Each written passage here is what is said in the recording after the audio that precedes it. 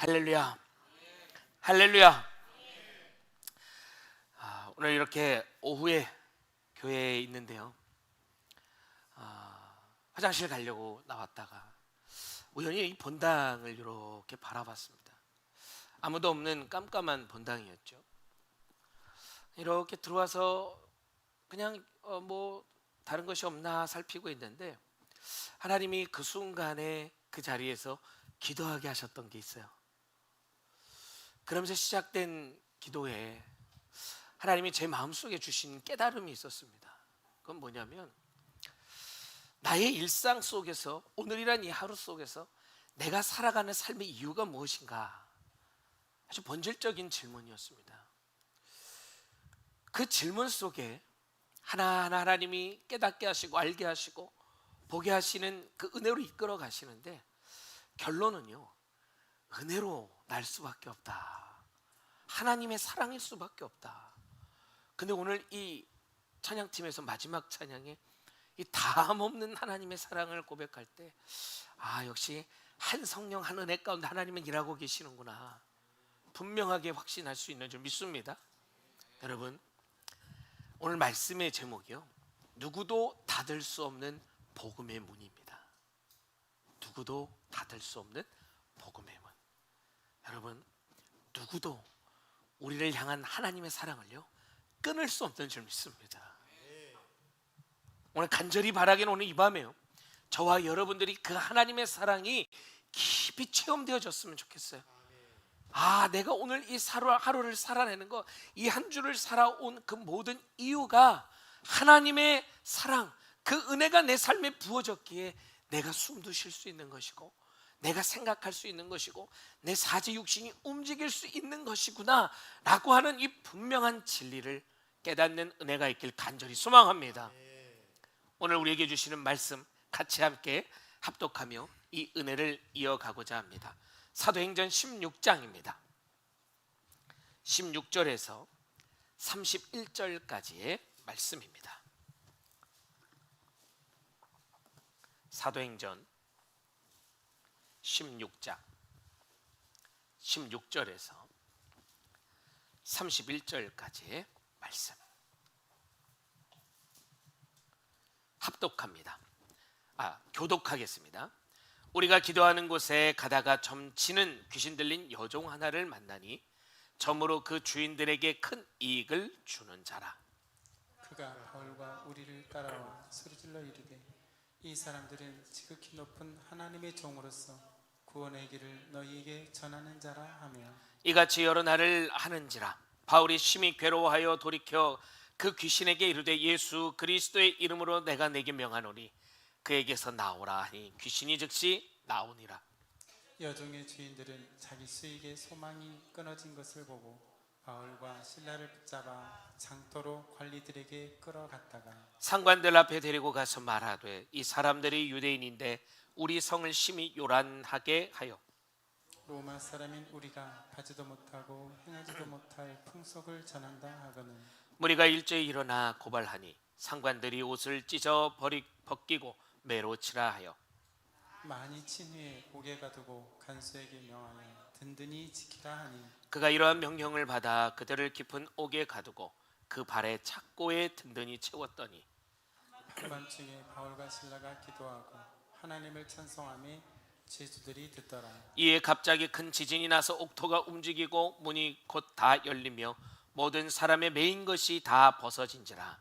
간수가 자다가 깨어 옥문들이 열린 것을 보고 제수들이 도망한 줄 생각하고 칼을 빼어 자결하려 하거늘, 바울이 크게 소리질러 이르되, 내 몸을 상하지 말라, 우리가 다 여기 있노라 하니 간수가 등불을 달라고 하며 뛰어들어가 무서워 떨며 바울과 실라 앞에 엎드리고 그들을 데리고 나가 이르되, 선생들이여 내가 어떻게 하여야 구원을 받으리까 하거늘, 이르되 주 예수를 믿으라, 그리하면 너와 내 집이 구원을 받으리라 하고. 아멘.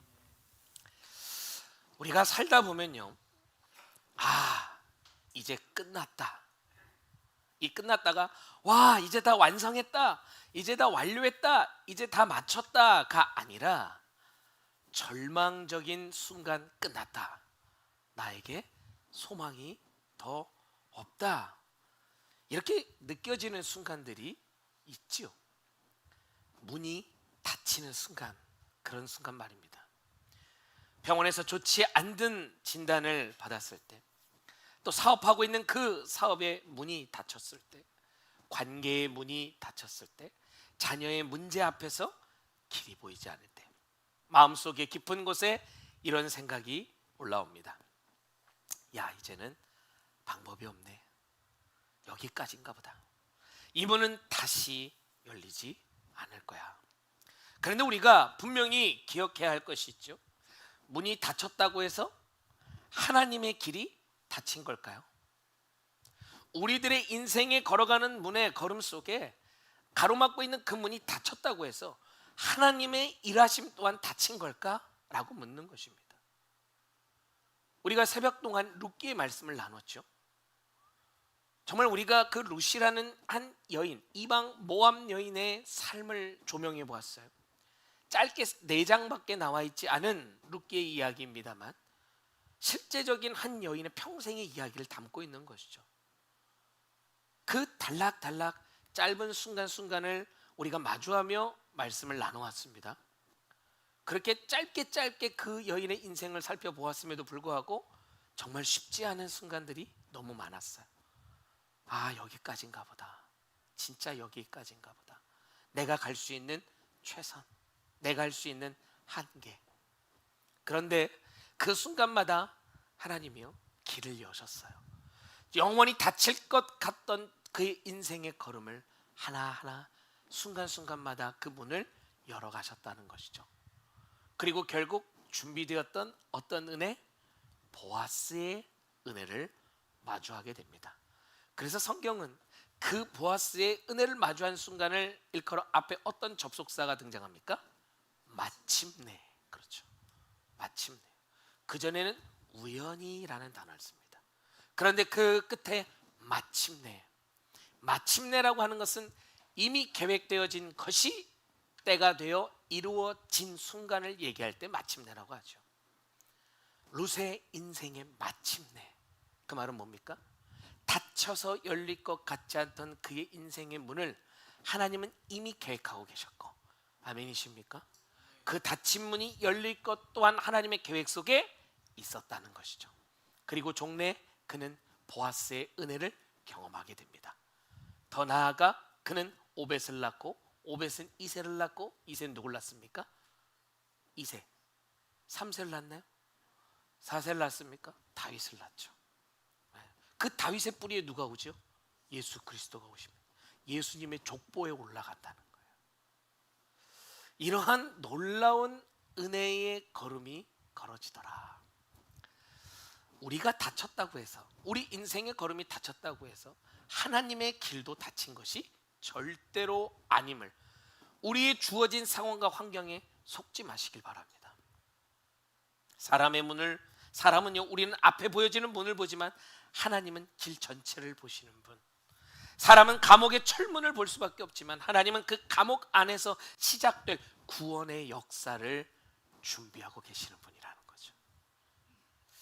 어떤 사람이 엘리베이터를 탔습니다. 혹시 우리 중에 엘리베이터 탔는데 갇혀보신 분? 우리 안조영 수권사님도 갇혀보셨습니까? 얼마나 갇혀 계셨습니까? 15분. 그러나 권사님에게는 그 15분이 얼마 시간과 같았을까요? 그렇죠. 아마 1시간 이상 되어지는 긴 시간과 같아요. 우리 윤희 집사님도 갇혀보셨어요? 얼마나 갇혀보셨어요? 45분 나왔습니다. 45분. 자, 그렇다면 이제 흐름상 우리 김일순 집사님은 1시간 정도 넘어야 할 텐데. 제일 조금 갇혀 계셨네. 어떻게 하다 갇히셨어요? 아울렛에서요. 2층이랑 3층 중간에 제 문 앞에 사람들이 걸어다니고 문이 열린 상태에서요? 아니 문 닫히는데 나중에 이제 열어줬죠. 엘리베이터가 문이 안 열려가지고 비상호출을 눌러서 구급대가 와가지고 열었더니 내가 발 밑에 이렇게 내려와 있었다. 얼마나 당혹스러울까요? 그죠? 여러분 폐쇄공포증이라는 거 들어보셨습니까? 없던 폐쇄공포증도 그렇게 상황이 팍 닥치면 다가올 것 같아요. 그 좁은 공간에 그 엘리베이터라고 하는 그 몇 평, 한 평도 되지 않는 그 작은 공간에 갇혀버렸어요. 물론 10분, 15분, 45분 이렇게 있었지만 단 1분이라도 그런 상황을 맞닥뜨린다는 건 두려울 수밖에 없다는 거예요. 그게 그렇게 해결되고 나니까 10분이더라 15분이더라 하지 그 순간에 그게 10분일지 1시간일지 2시간일지 그거 어떻게 알아요? 그렇죠? 그 알 수 없는 순간에 오는 공포는 이루 말할 수 없는 순간일 거예요. 그 순간에 우리가 무서워하는 이유는 뭐냐? 당장 이 엘리베이터 문이 닫혀서 열리지 않는 그 상황만을 인지하기 때문이라는 거죠. 근데 엘리베이터가 만약에 우리 김일순 집사님 다쳤을 때 구조대가 왔죠. 와서 어떻게 우리 집사님 꺼내주셨어요? 아니 정문을 열고 꺼내주셨어요? 그러니까 요 틈이 있었으니까 그 틈 사이로 집사님이 나오실 수 있었다는 거죠. 우리 윤희 집사님은 어떻게 구조됐습니까? 네.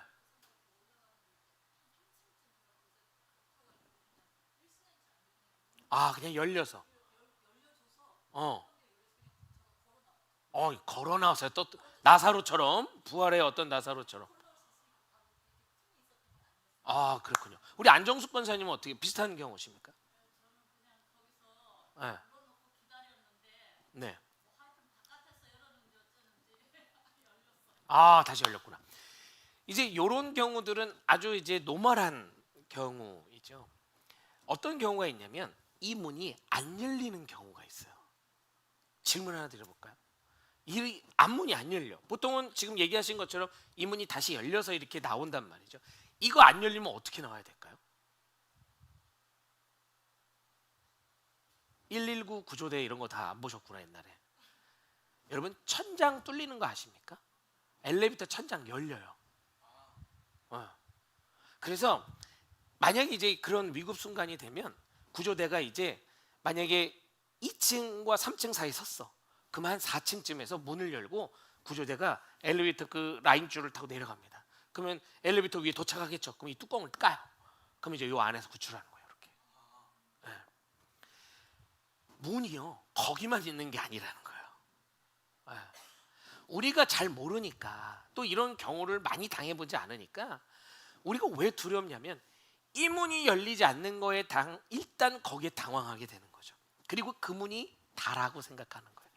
근데 구조대가 오면요 여러 가지의 통로를 통해서 구출하게 되어진다는 겁니다. 마찬가지인 것 같아요. 우리가 바라보는 삶의 문이 거기서 닫혔어요.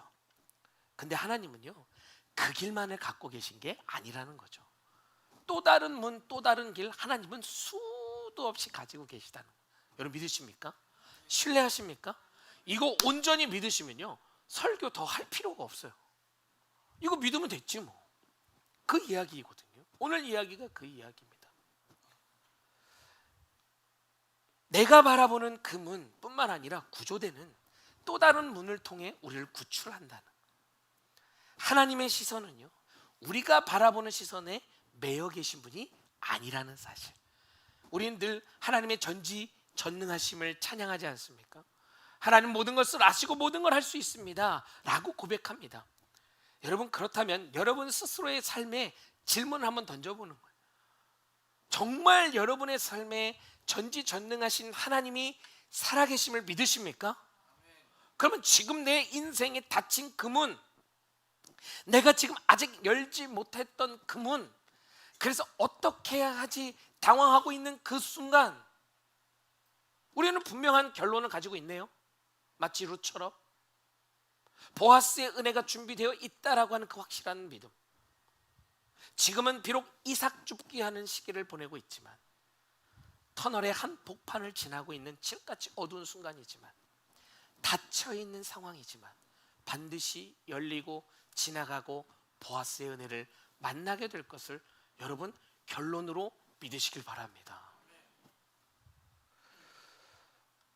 우리는 감옥을 봅니다. 하나님은 그 감옥을 뭘로 바꾸시냐? 예배 처소로 바꾸셨어요. 우리는 결박을 봅니다. 하나님은 그 결박이 풀릴 시간을 정해놓고 계셨습니다. 우리는 한밤중을 봅니다만 하나님은 그 밤에 울려 퍼질 찬송을 준비하고 계셨다는 거예요. 오늘 본문이 바로 그 이야기, 바울과 실라라고 하는 두 사람의 이야기입니다. 성령의 인도를 따라 그들은 마게도냐로 오게 됩니다. 원래는 바울에겐 계획이 있었죠. 바울의 전도 여행에 계획이 있었어요. 근데 하나님이 마게도냐까지 그를 이끌어 가십니다. 그 성령의 인도함을 따라왔어요. 그런데 그들이 맞이한 현실은 뭐였습니까? 복음을 전하다 칭찬을 받고 그들이 정말 복음 전도자로서 성공하는 사역을 한 것이 아니라 귀신 들린 여종을 해방시켜 줬습니다. 그런데도 감사를 받기는커녕 고소를 당합니다. 그래서 어떻게 됐죠? 감옥에 갇혀요.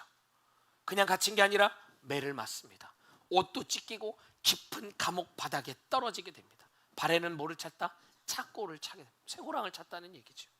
인간적으로 보면 바울과 실라는 지금 모든 것이 닫혀진 상태입니다. 실제로 닫혀진 감옥 안에 있기도 한 것이죠. 몸은 아프고요, 밤은 깊어집니다. 감옥은 어둡고 그들의 미래는 내일은 보장되지 못하는 지금 그 순간.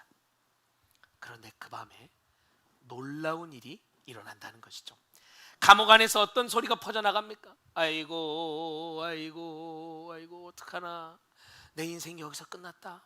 아니 나는 원래 여기 올 생각이 없었는데 성령님이 가라 그래서 순종해서 왔거늘 내 인생 그냥 이렇게 종치는 건가? 아이고 실라야, 나는 너보다 몇 년을 더 살아서 그나마 난데 너는 나 따라와서 이 젊은 나이에 웬 고생이냐?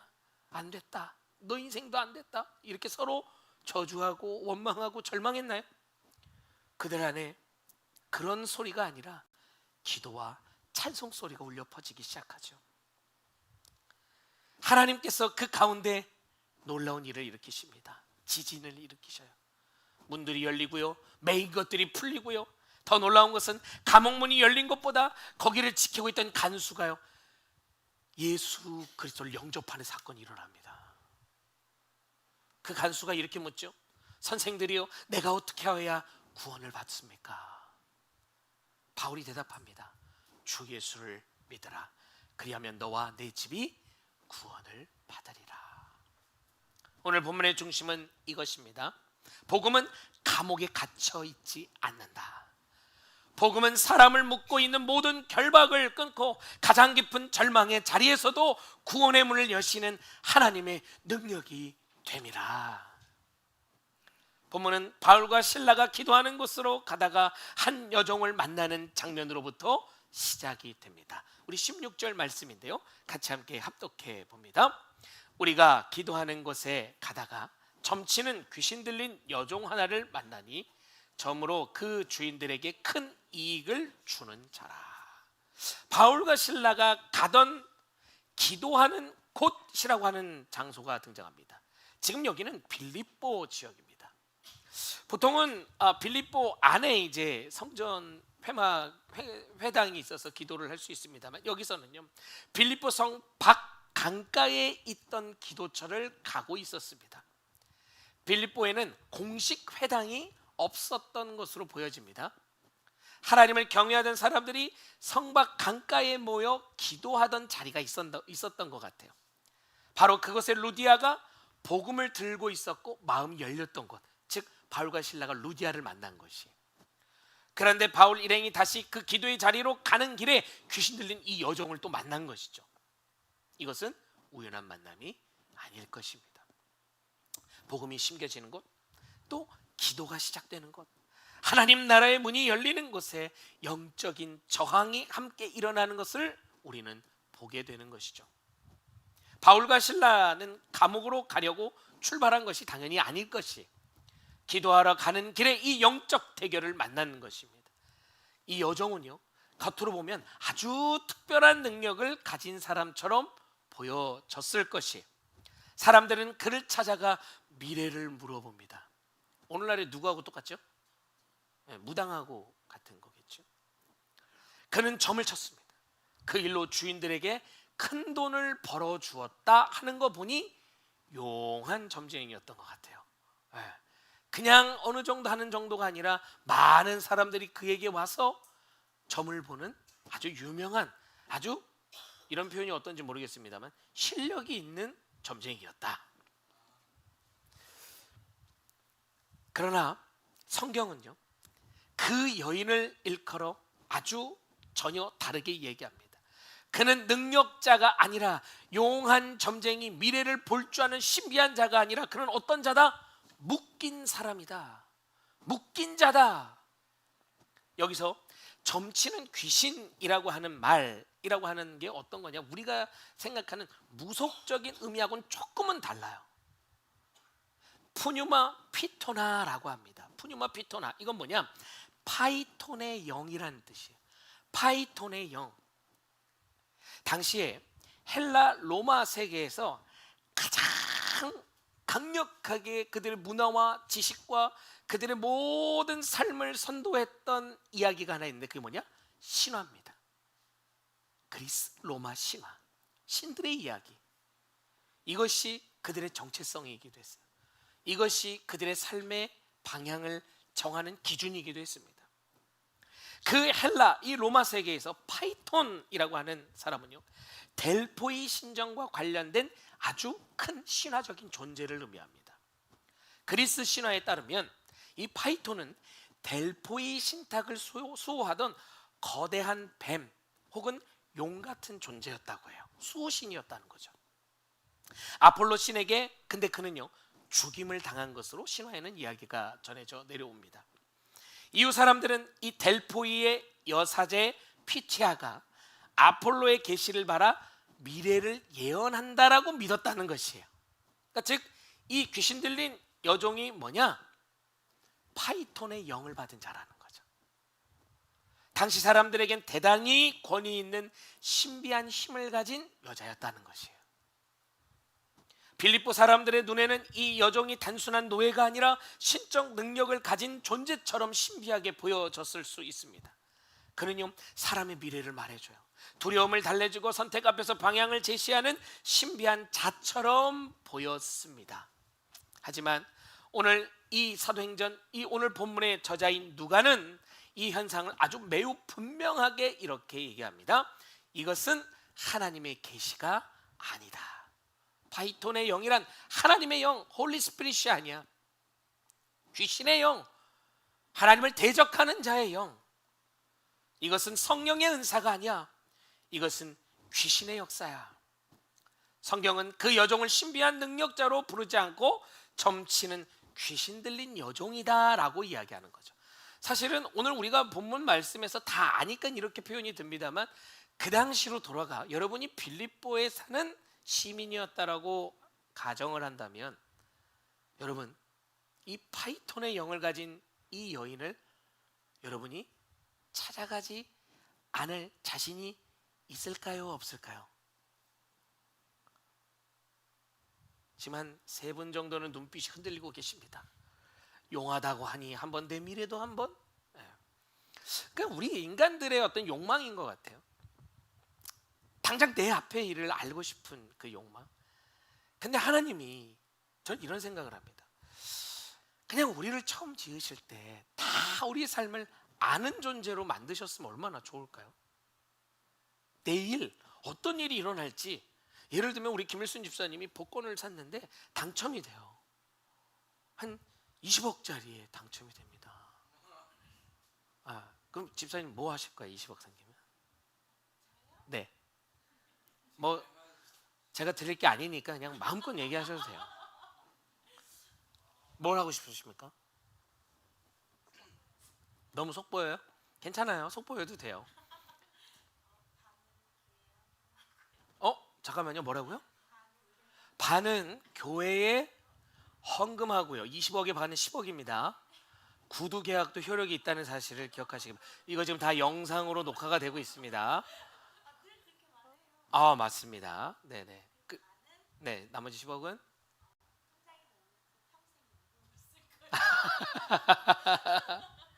생각만 해도 참 좋아요. 그렇죠? 네네, 좋습니다.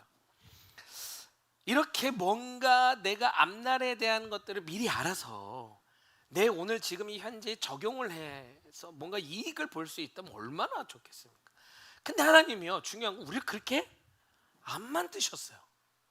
그럼 뭔가 이유가 있지 않겠습니까, 여러분? 이거에 대한 인정부터 우리 좀 마음속에 있었으면 좋겠다. 그러면요, 무당이든 뭐든 찾아갈 일이 없어요. 왜냐하면 내일에 대한 건 내 권한이 아니라는 것을 우리가 알기 때문인 것이죠. 그래서 하나님께 오늘 매달려야 하는 것입니다. 이게 더 중요한 가치라는 거예요. 이게 더 중요한 우리들의 삶의 방향이라는 것입니다. 하나님이 능력이 없어서 우리 인생의 모든 걸 다 아는 존재로 안 만드신 게 아니라, 못 만드신 게 아니라 그것이 우리에게 필요하지 않기 때문에. 그러면 하나님이 필요하고 필요하지 않는 기준은 뭡니까? 하나님과 우리가 하나가 되는 것이 기준이에요. 하나님과 우리가 진정으로 하나 되어지는, 하나님 안에서 온전한 회복이 이루어지는, 하나님과 함께 행복하게 사는 것이 하나님의 목적입니다. 그런데 우리 인간 자체가 하나님이 아닌지라 완전하지가 않잖아요. 보십시오. 아담과 하와, 하나님이 처음 지은 그 완전에 가까운 그 사람이 결국 죄에 무너지지 않습니까? 우리가 그런 존재라는 거예요. 하나님이 하나님을 만들 수가 없으니까요. 그런 의미가 없잖아요. 하나님이 당연히 우리를 만드셨기 때문에 우리 부족함을 아시는 거죠.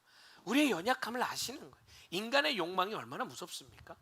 사단이 우리를 공격하는 것도 어떤 겁니까? 우리의 욕망을 건드는 거죠. 지금 오늘 일어나는 이 본문의 일들도 결국 저변에 깔려 있는 게 뭐냐? 인간의 탐욕과 욕망이라는 것이.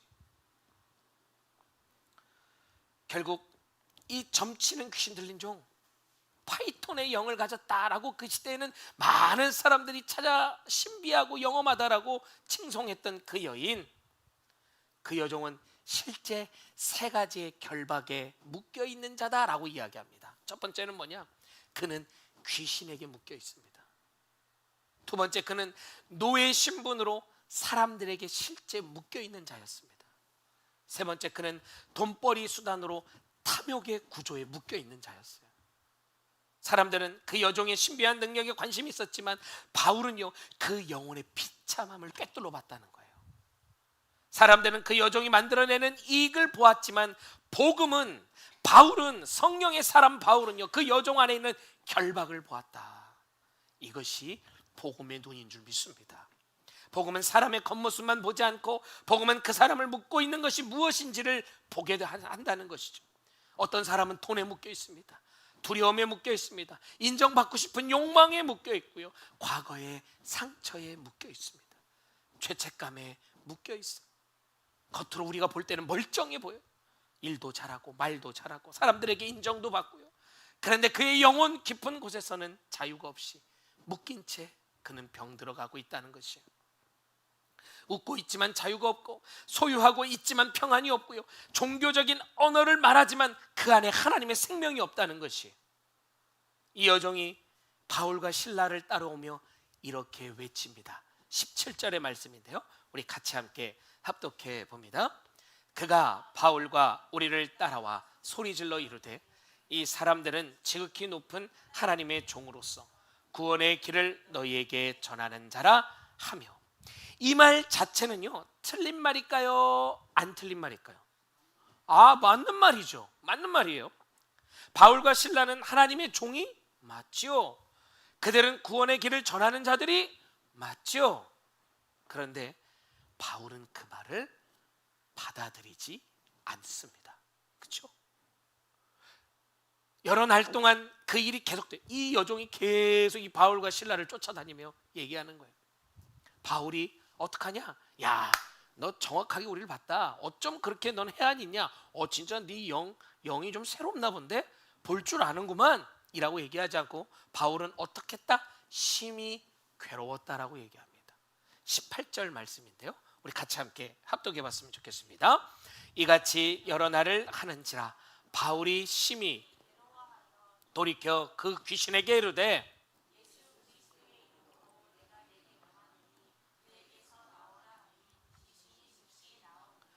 여러 날 동안을 바울이 심히 괴로워했다는 거예요.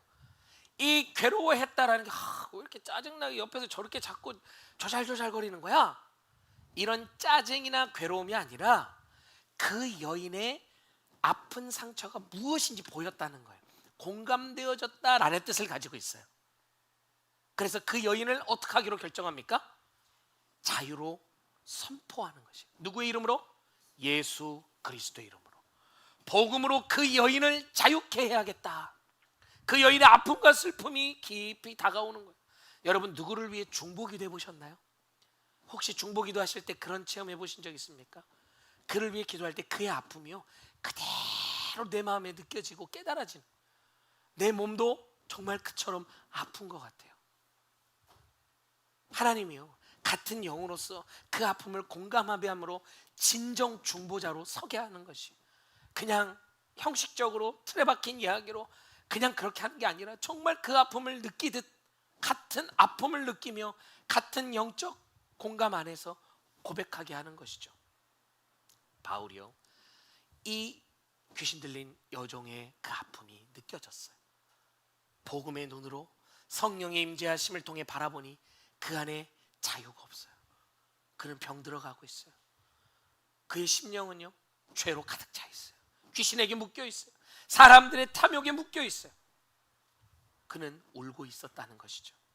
그리고 돌이켜 그에게 이르되 예수 그리스도의 이름으로 내가 내게 명하노니 그에서 나오너라 하니 귀신이 어떻게 됐다고요?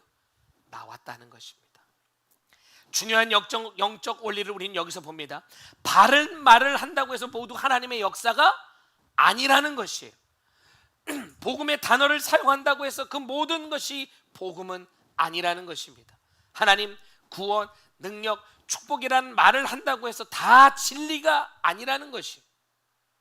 바울은 이 여종의 외침을 왜 막았는가? 그 외침의 내용은 얼핏 들으면 맞는 말처럼 보이지만 그 당시 앞서 말씀드린 헬라, 이 로마의 문화라는 것이 있었다 했습니다. 다신교 문화였어요.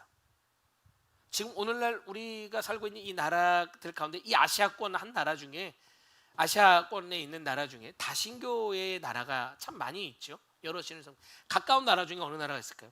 일본이 있죠. 여러분 그거 아십니까? 일본이 이렇게 가다가 앞에 한 돌을 봐요.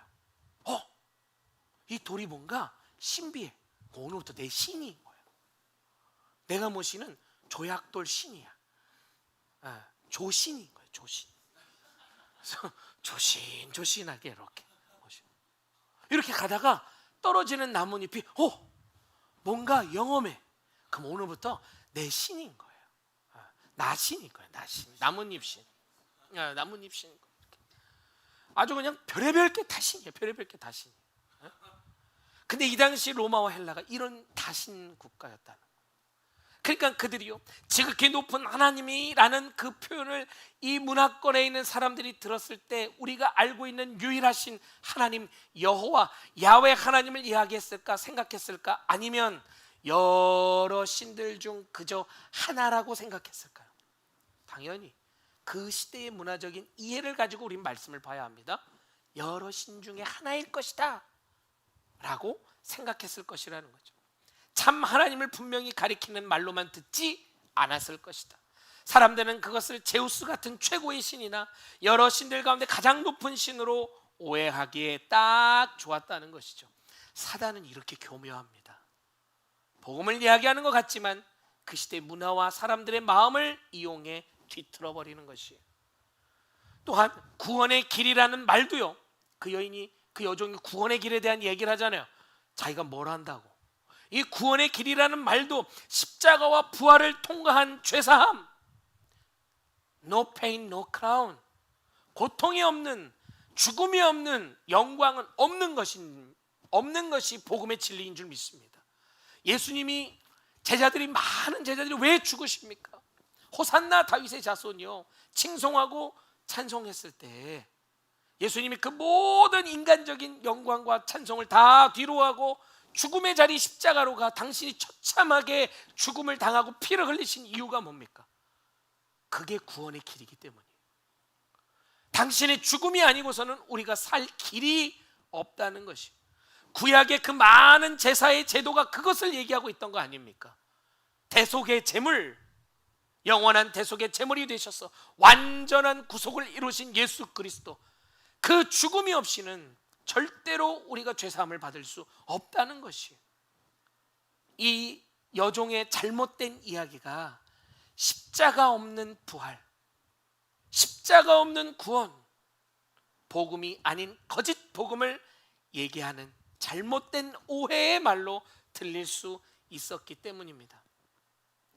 하나님의 나라의 구원으로 이해하기보다 재난에서 벗어나는 그저 그냥 미신적이고 운명을 피하는 방법, 점술적 도움으로 인생의 위기를 모면하는 그들이 항상 해오던 이방신에 의존하던 미신적인 행위로 곡해될 위험이 컸다는 것이죠. 귀신의 외침은 사도들의 사역을 돕기 위한 것이 당연히 아니었습니다. 오히려 사람들을 혼란스럽게 했어요. 복음을 이방 종교와 뒤섞게 하며 사도들의 사역을 방해하거나 오히려 조롱하는 그 저희가 깔려있는 외침이었다. 더군다나 문제는 뭐였냐면 증언의 내용만이 아니라 증언의 출처였습니다. 거룩한 복음은요, 악한 귀신의 입술을 통해 검증받을 필요가 없다는 것이에요. 바울은 이 귀신의 홍보를 이용하지 않았습니다. 어차피 만든 말 하니까 그냥 두자. 괜히 쟤 건드렸다가 불길한 일이 일어날 것 같아. 지금 저렇게 사람들한테 인정을 받고 사람들이 저 여인에게 그렇게 막 몰려드는데 괜히 저 여인 하나 잘못 건드렸다가 우리 전도길도 막힐 수 있을 것 같아. 충분히 생각할 수 있을까요? 있잖아요. 그죠? 괜히 벌집 건들지 말자. 충분히 생각할 수 있다는 것이죠. 그런데 하나님의 진리는요, 이것저것 섞여서 전달되지 않습니다. 사람의 방법이나 사람의 상식이나 사람의 어떤 도구를 가지고 전달되는 것이 아니다. 바울은 이후에 이 복음을 전하는 것이 뭐라고 얘기합니까? 가장 미련한 것이다. 예수 그리스도를 아는 것이 가장 미련한 것이다. 세상 사람들이 미련하다고 얘기하고 조롱한다. 그러나 그것이 가장 고상한 것이요, 그것이 가장 깊은 진리다라고 얘기해요. 하나님은 가장 우리의 미련한 것을 통해 가장 지혜롭게 하시고 가장 고상하게 하시고 가장 존귀하게 하시는 줄 믿습니다. 복음의 언어는 있지만 복음의 주님이 없는 경우, 축복은 말하지만 그 축복 가운데 미신적인 축복, 무당이나 점쟁이가 하는 축복, 그냥 예수 믿으면 다 잘 될 겁니다. 어디 성경에 그런 얘기가 있습니까? 언제 하나님이 그런 얘기했습니까? 언제 예수 믿으면 다 잘 된다고 했습니까?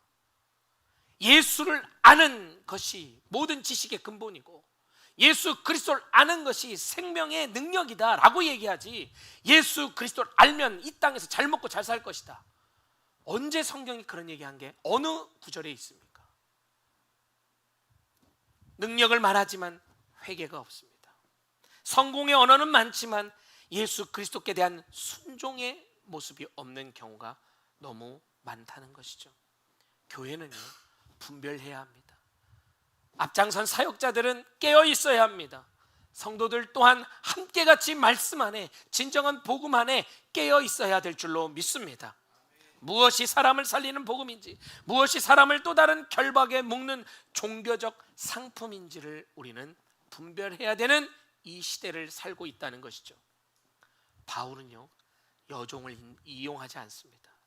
여종의 말을 전도 전략으로 삼지 않습니다. 그 여종을 불쌍히 여깁니다. 그 안에 있는 영적인 결박을 예수 그리스도의 이름으로 끊어줬습니다. 그러자 그 여종에게서 귀신이 어떻게 됐죠? 나가게 됩니다. 앞서 말씀드린 이야기 속에 이 여종이 뭘 하고 있었다 그래요? 이 여종의 직업은 뭐였습니까? 전 보는 일이었어요. 그런데 온전한 직업이라고 볼 수 없는 이유가 뭐였냐면, 이 여종은요, 말 그대로 종으로서, 노예로서 신점을 보는 자였어요. 그러니까 즉, 이 여종을 데리고 있는 주인이 따로 있다는 얘기죠. 그렇게 점을 보고 받은 수입이 자기에게 올까요? 주인에게 갈까요? 온전히 주인에게 갑니다. 그런데 지금 이 여종에게서 귀신이 나갔어요. 점을 볼 수가 없어요. 그러면 이 여종에겐 잘된 걸까요? 잘된 걸까요? 엄청 잘된 거죠. 그 여종에게는 자유가 찾아온 것이, 묶여있던 영적인 속박과 착고가 다 풀어졌어요. 이제 정말 그 한 존재로서 존귀한 삶을 살 수 있는 인생이 열렸다는 것입니다. 그러면 우리 모두는 함께 기뻐해 줘야 됩니까? 슬퍼해 줘야 됩니까? 기뻐해 줘야죠. 그런데 그 가운데 이를 아주 몹시 못마땅하게 여겨 화를 냈던 부류가 있으니 그들이 누굽니까? 그 여종의 주인이었어요. 이유가 뭡니까? 돈벌이가 사라졌다 이 말이에요. 돈벌이가 사라졌다.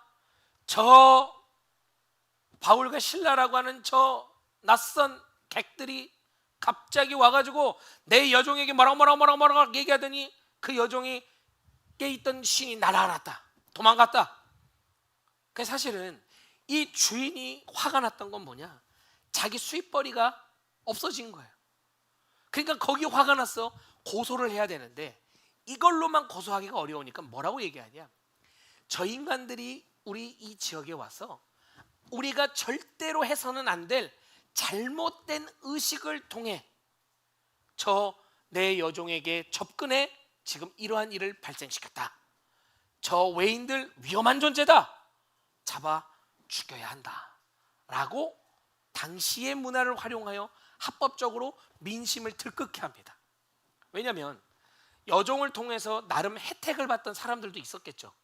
사람들이 많이 몰려 있었다 했지 않습니까? 점을 더 이상 볼 수 없게 된 거예요. 그 순간 이 사람들의 반감과 여론은 들끓기 시작합니다. 바울과 실라를 잡아라. 결국 바울과 실라가 어떻게 되죠? 잡힙니다. 잡히고 감옥에 갇혀요. 저는 이런 모습을 보면서 당시 로마 사회가 얼마나 부패했는가를 보게 되는 것이에요. 결국 이런 주인의 탐욕스러움을 통해 바울과 실라를 음해합니다. 그런데 결국 공권력이 그들을 잡잖아요. 이건 다 어떻게 돼 있다? 결탁돼 있다는 얘기죠. 돈으로서 다 매수돼 있는 거예요. 내가 이 장사를 못하면 당신들한테 상납하는 이 돈도 줄 수 없습니다. 이거 빨리 조치 취하지 않으면 우리 먹거리 다 끝납니다. 어떡하실랍니까? 그러니까 공권력이 또 이용이 되어서 법이라는 테두리 아래 그를 잡아다가 가둔 것이죠.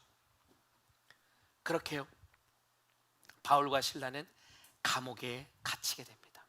오늘 보면 25절의 말씀인데요, 같이 함께 합독해 봅니다. 한밤중에 바울과 실라가 기도하고 하나님을 찬송하며 죄수들이 듣더라. 이제 갇힌 감옥, 몸은 매를 맞아 아픕니다. 등은 찢어졌을 것이, 피가 굳어 있을 것입니다. 발에는 착고에 묶여 있어요. 움직일 때마다 고통이 몰려옵니다. 감옥은 어둡고요, 아주 습했을 것이. 억울한 마음은 그들의 마음을 짓눌렀을 거예요. 여러분 한번 생각해 보십시오. 지금 이러한 상황 속에 여러분이 바울이 되고 실라가 되어 이 감옥에 갇혔다. 여러분 하나님 인정하시겠습니까? 그 순간에 하나님 찬양하실 수 있으실까요? 이 말씀을 준비하는 이번 한 주 동안 저는 제 스스로에게 그러한 것들을 물었어요.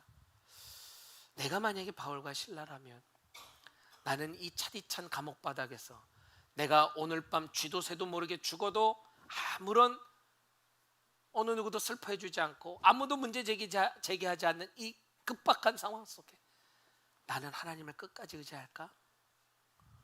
나는 과연 끝까지 기도하는 자리를 지킬 수 있을까? 찬양, 찬송, 그것은 고사하고 하나님을 저주하진 않을까? 그런 생각을 해보았습니다. 여러분, 믿음은요, 실제라는 사실이에요. 성경의 이야기가 마치 영화의 한 장면처럼 하나님 우리에게 그렇게 들려주시는 게 아니라는 거죠. 다 바울과 실라는요, 현실에서 맞닥뜨린 순간이었습니다. 우리가 믿음을 살아내는 그곳은 교회에서만, 이 교회 올 때만 그런 믿음 모드를 바꿔서 그렇게 내가 진실하고 신실한 척하는 신앙이 아니라 그것이 오히려 삶에서 실제가 되어야 한다는 것이죠. 이러한 상황들은요, 바울과 실라의 현실이었어요.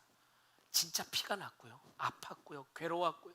도대체 성령에 이끌려 여기까지 왔는데 오는 결과가 이게 뭐냐? 왜 그런 마음이 순간 들지 않았겠습니까?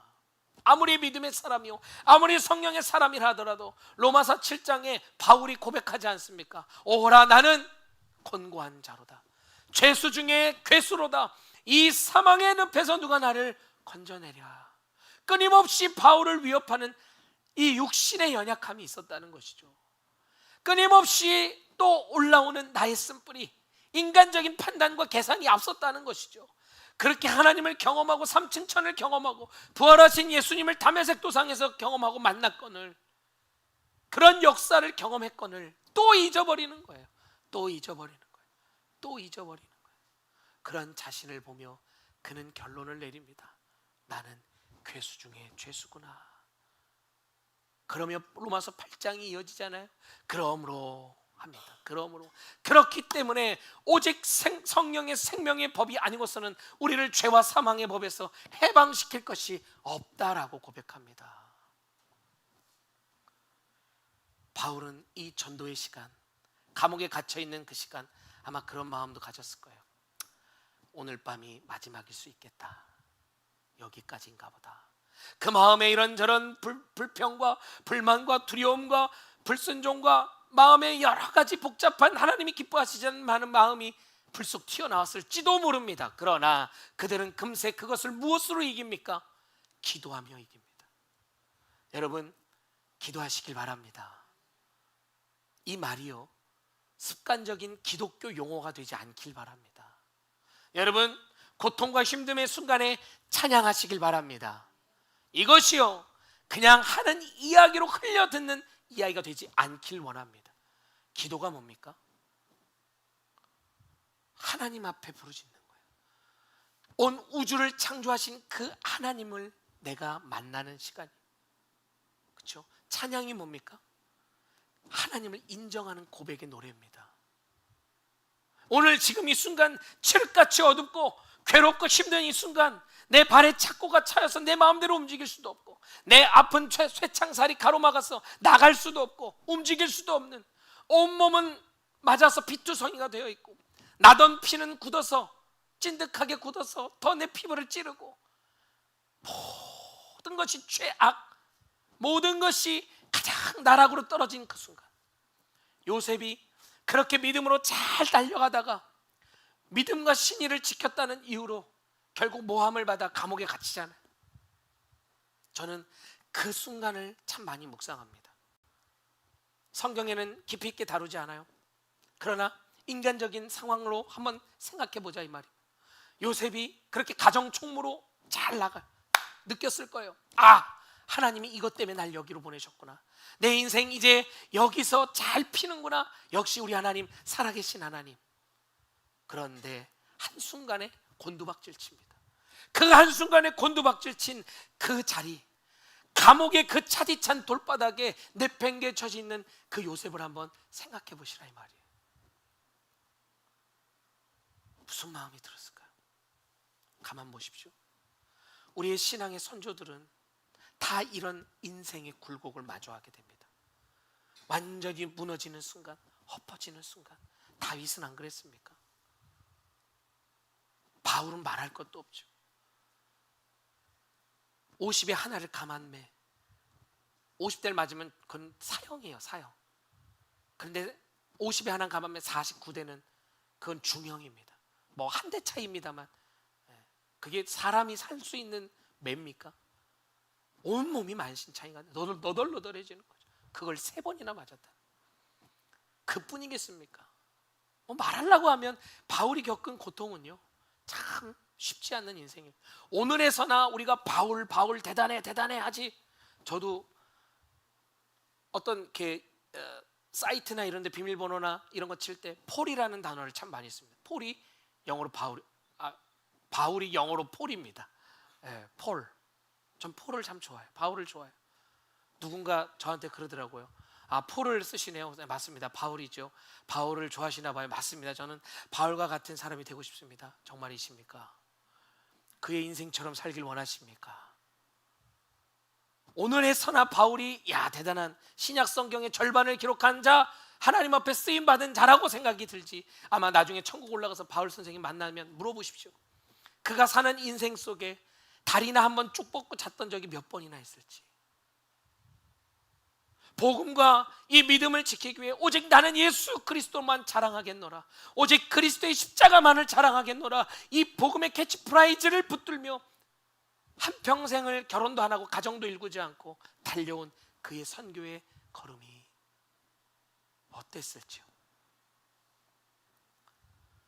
모든 믿음의 선조들의 인생의 걸음 속엔 끊임없이 닫혀진 문을 마주하며 걸어왔다는 것입니다. 바울도 지금 이 순간 철저하게 닫혀진 문에 마주하게 됩니다. 그는요, 기도해요. 아마 저는 그런 생각이 듭니다. 바울과 실라가 그 순간 기도하고 찬양했던 것은 그들에게 영적인 거룩한 습관이 아니었을까.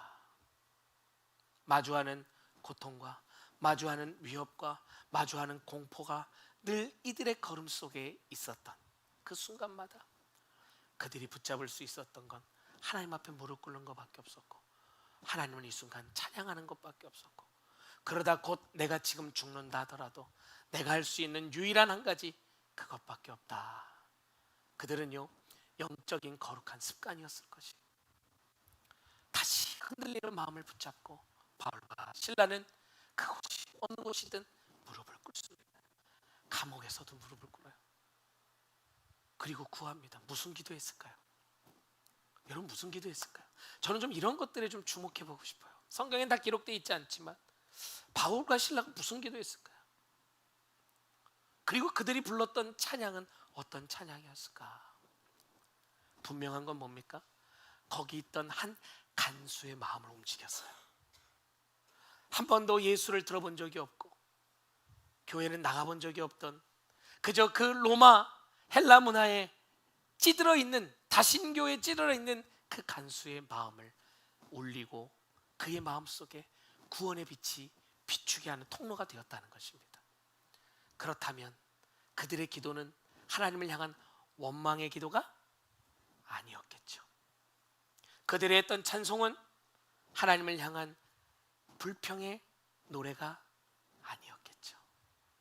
간수의 마음을 움직일 수 있었던 기도, 간수의 마음에 구원의 빛이 비춰지게 했던 그 찬양, 그것은요, 하나님의 영광이었을 것입니다. 내가 찬양할 수 없는 그곳에서, 내가 기도할 수 없는 그곳에서, 비록 닫혀있는 이 상황 속에서 나의 삶을 열어가실 하나님을 찬양한다는 것, 여러분, 이게 복음의 능력인 줄 믿습니다. 여러분의 오늘의 삶, 닫혀있는 분들이 참 많습니다. 엘리베이터에 갑작스럽게 갇힌 그 순간의 당황처럼, 두려움처럼 우리 삶에 밀려오는 공포가 있죠. 염려가 있습니다. 분명한 것은 주님이 우리 가운데 119 구조대를 보내신다는 거예요. 그 순간마다 우리를 구출하시고 닫힌 문을 열어주시는 줄 믿습니다. 걸어가는 걸음, 모든 순간마다 우리가 할 수 있는 가장 유일한 것, 가장 중요한 것, 가장 붙들어야 할 것이 하나 있다면 우리 있는 그 자리에서 기도하는 것입니다. 이러한 고백이 그저 그냥 틀에 박힌 종교의 언어가 되지 않기를 간절히 소망합니다. 우리들 삶에 진짜 하나님이 살아 역사하시는, 나의 삶의 감옥같이 모든 것이 닫혀있는 그 순간, 내가 이해할 수 없고 다 받아들일 수 없는 순간 속에서도 나를 이끌고 가시는 하나님의 은혜가 있다는 사실을 여러분 꼭 기억하시길 간절히 축원합니다. 오늘 본문 26절에 보니 이에 갑자기 큰 지진이 나서 옥토가 움직이고 문이 곧 다 열리며 모든 사람의 매인 것이 다 벗어진지라 얘기합니다. 결국 무릎 꿇어 기도한 그 자리에서, 하나님 앞에 찬양한 그 자리에서 묶였던 것들이 다 풀어집니다. 이게 무엇을 의미할까요? 무엇을 의미할까요? 단순히 보여지는 물리적인 착고가 풀어졌다는 뜻, 1차적으로는 그 뜻이죠. 그러나 오늘 이 말씀이 성경에 기록되어 우리 가운데 들려지는 이유가 무엇입니까? 하나님은요, 우리의 묶인 것을 푸시는 분인 줄 믿습니다. 우리의 막힌 담을 허무시는 분인 줄 믿습니다. 상한 갈대를 꺾지 아니하시고 꺼져가는 불을 끄지 않는 분이십니다.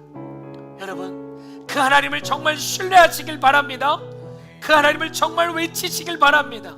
오늘 있는 여러분 그 자리에서 예수, 오직 예수 그리스도, 내 삶의 유일한 고백, 내가 오늘 이 자리에 서 있는 이유, 내가 오늘 살아있는 이유, 내 삶의 방향, 오직 예수 그리스도, 그 주님을 외치는 여러분이 되시길 간절히 축원합니다.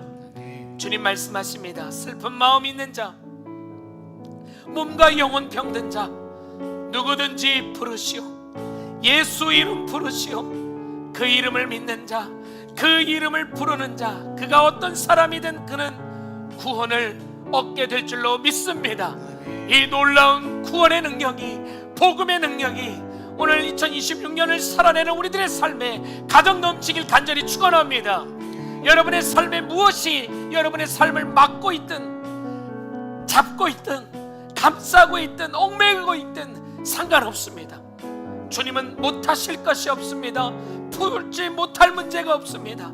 닫힌 문 어떤 것이든 열어 제끼시는 그 복음의 능력이 우리 가운데 있음을 믿음으로 선포하며 오늘 시간 뜨겁게 주님 앞에 찬양하고 기도하며 나가는 이 밤 되기를 간절히 축원합니다. 우리 같이 함께 고백합니다.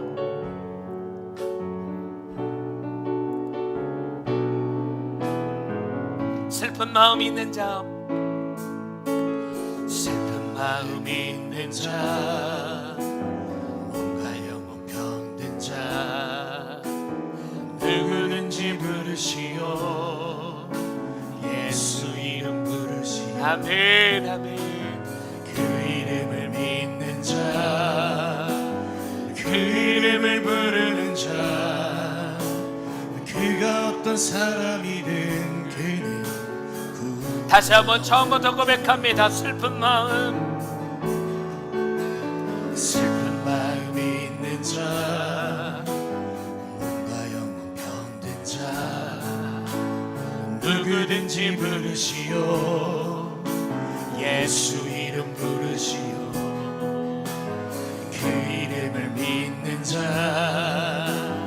그 이름을 외치는 자, 그가 어떤 사람이든 그는 주의 영광 보리라. 예수 예수 예수 오 능력의 예수. 아멘. 나 외쳐 부르네. 아멘. 오직 예수 예수 예수 오 구원의 그 이름 예수. 나 외쳐 부르네.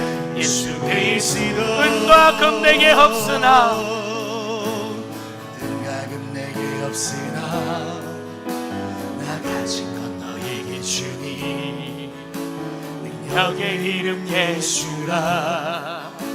아멘. 주님 아멘. 그 이름을 믿는 자, 그 이름을 외치는 자, 그가 어떤 사람이든 그는 주의 영광 보리라.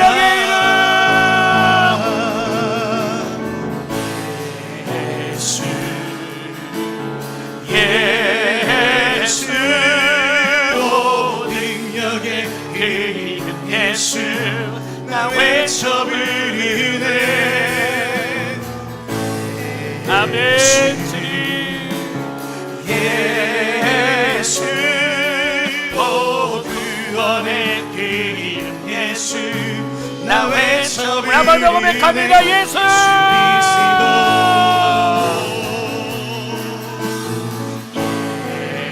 예수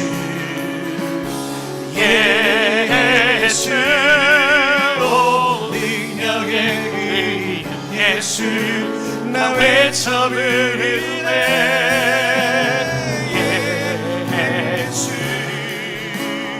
예수 오 구원의 그 이름 예수. 나 외쳐 부르네. 예수. 한 번 더 고백합니다. 예수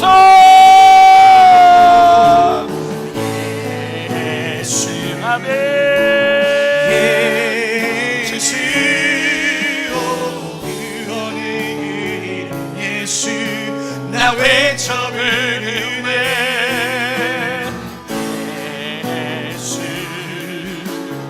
예수 구원의 그 이름 예수 나 외쳐 부르네 예수 그리스도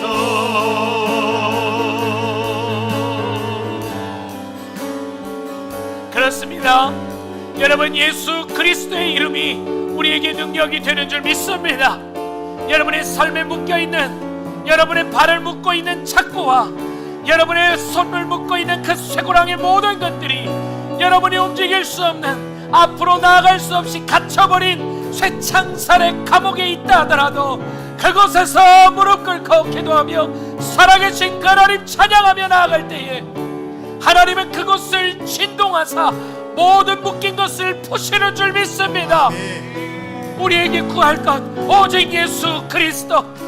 오늘 곧 죽어도 내가 예수 그리스도를 부인하지 아니하며 생명의 이름 나사렛 주 예수 그리스도의 이름을 우리가 붙들며 살아가는 걸음 속에 하나님이 살아계심을 보여주시는 줄 믿습니다.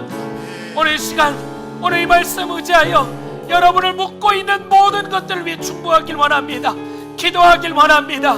감정과 생각과 상황과 여러가지 모든 것들 여러분의 마음을 묶어 하나님 앞에 달려나가지 못하게 하는 그 모든 것들 닫혀있는 여러분 삶의 모든 순간들 다 주님 앞에 내어놓고 이루실 하나님 이 모든 것을 푸시고 다시 열어 제끼실 그 하나님을 믿습니다. 이 마음 담아 주신 말씀 놓고 주여 한번 부르짖고 기도하며 나갑니다.